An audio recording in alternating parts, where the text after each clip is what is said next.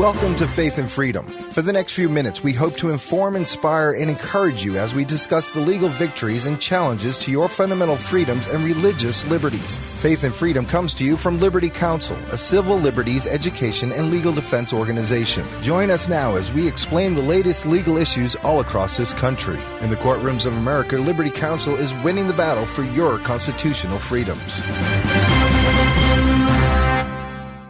Liberty Counsel is standing with Israel. Stay tuned so you can learn how you can stand with Israel as well. Hi, I'm Shawn Akers, Vice President for Middle Eastern Affairs with Liberty Counsel, in for Matt Staver today. And joining me in the studio, we have a very special guest, straight from the land of Israel, is Nadav Kidron.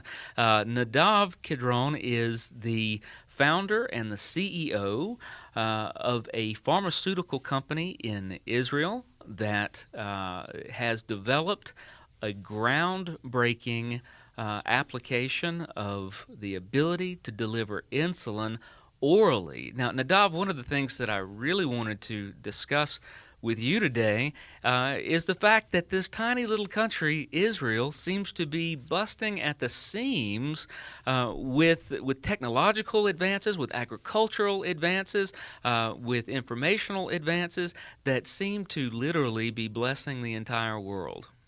Well, first of all, good evening, Shawn. It's great to be here. I think you're right. I think if you look at what's coming out of Israel, it's in no proportion to the amount of people that live here. And many of the basic technologies that we use today are originated from Israel.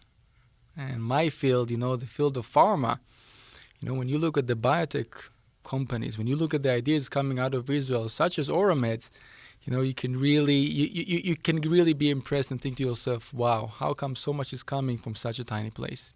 You and I were talking earlier, and I had the pleasure of watching you address one of our law school classes here at Liberty University's School of Law, and I was amazed, Nadav, to think not only how much is coming out of Israel, but the incredible impact that Israel has on places like the United States. We don't tend to think of it that way. And in fact, you've pointed out several times, as important as the Israeli-Palestinian conflict is and understanding it deeply, that's not all there is to Israel. There is so much more. The media tends to show us, Nadav, nothing but a bomb falling here or somebody fighting here, but they don't tend to show us all of the companies, all of the things, and I've heard you make this point so well, the ways that your life as an American would be drastically different were it not for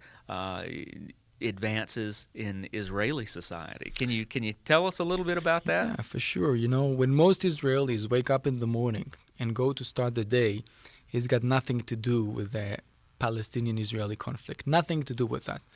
Most of them get up, and what they want to do is they want to change the world. They want to bring technologies that can make our life easier, better, and to allow us to spend more time with our families or whatever it is, hobbies that we have.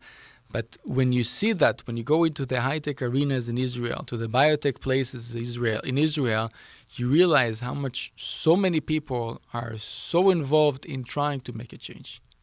I heard you say earlier, it really turns a lot of things on its head when you think about it.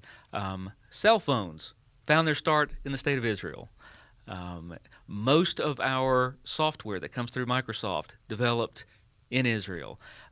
You described a company that provided the technological backbone for the instant messaging system that we now know as AOL, right, from Israel.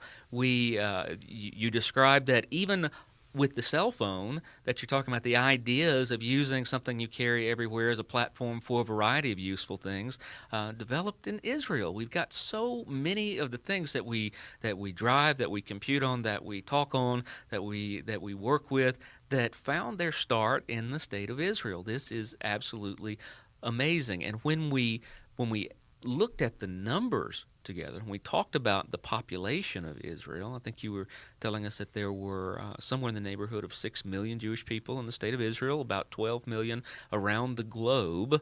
This population in Israel producing disproportionately the technological advances that are quite literally, and I use the term intentionally, blessing the world.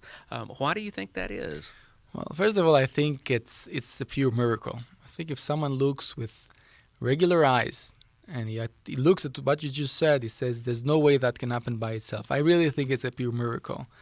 Now, why is that? There could be many reasons. Israel is surrounded by countries who don't necessarily are the natural export markets for Israel. Israelis citizens have to go through an army service that, while it takes away years of working, it enables people to get more disciplined and to create their own network and to mature in a faster manner. Israeli ways are understanding that life is at the risk, so let's as well pick up our life and do something which is meaningful. There's many, many reasons that someone can think and estimate and guesstimate why is it that Israel is such an oasis for innovation. But I don't know of one, real good reason. I would assume that the real answer is it's probably all of the mixture together.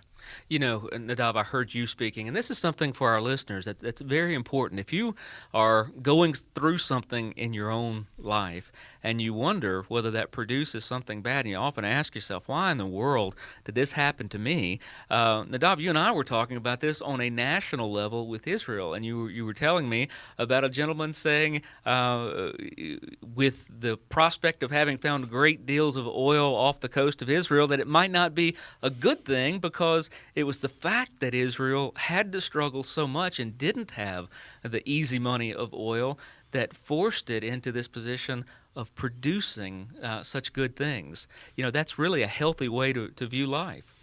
Yeah, that was actually a very interesting and original theory. And that said, if you look at some of the neighboring countries to Israel, you see and you think, what companies, right? What high-tech companies what technologies what biotech products that coming out of some of the neighboring countries to Israel in the Middle East, and I don't think you're going to get as many as you would get out of Israel. And some say, what, if you produce oil and you're making money, then you have no incentive to really go out there and to think out of the box and to be original and to invent the next oil, right?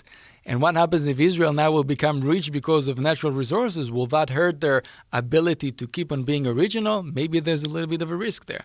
Another one of the things that's very important to Liberty Counsel and to its listeners, we talk about reasons to support Israel. And it turns out that every time you turn around, there are more of them.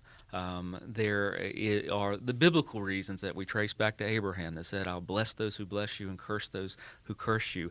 There is the fact that in all of the democratic world, we basically have one small little outpost on the Mediterranean Sea, and little Israel is standing up for democratic ideas and freedom, and it's the only one in the neighborhood that's doing so.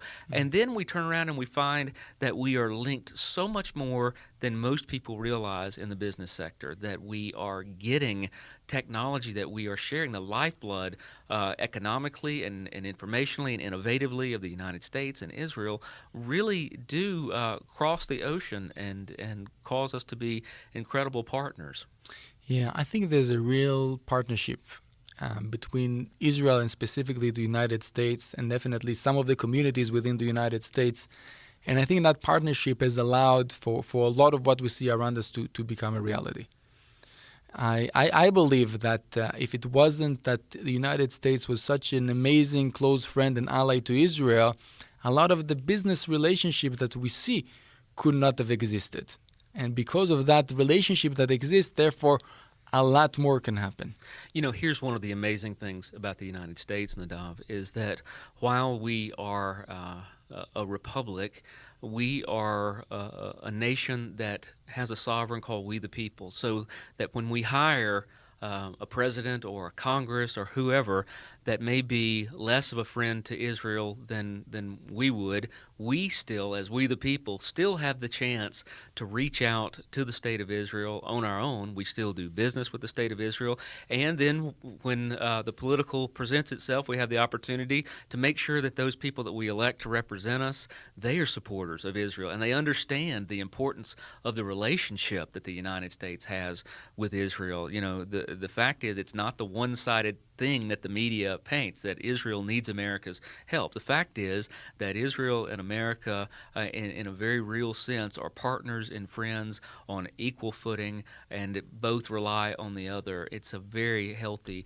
and good relationship. If you would like to learn more about supporting the land of Israel, you can do that. You can learn about it on our website. Go to lc.org. And if you'd like to show your support for the State of Israel, you can do so by calling 1-800-671-1776 and asking for our bumper sticker. You can also go to lc.org and find out more about how you can support the State of Israel.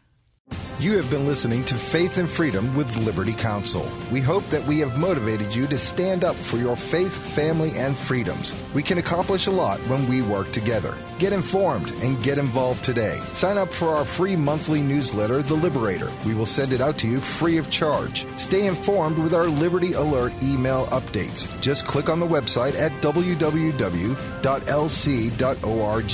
or call us at 1-800-671-1776. Tune in next time to learn more about your rights right here on Faith and Freedom.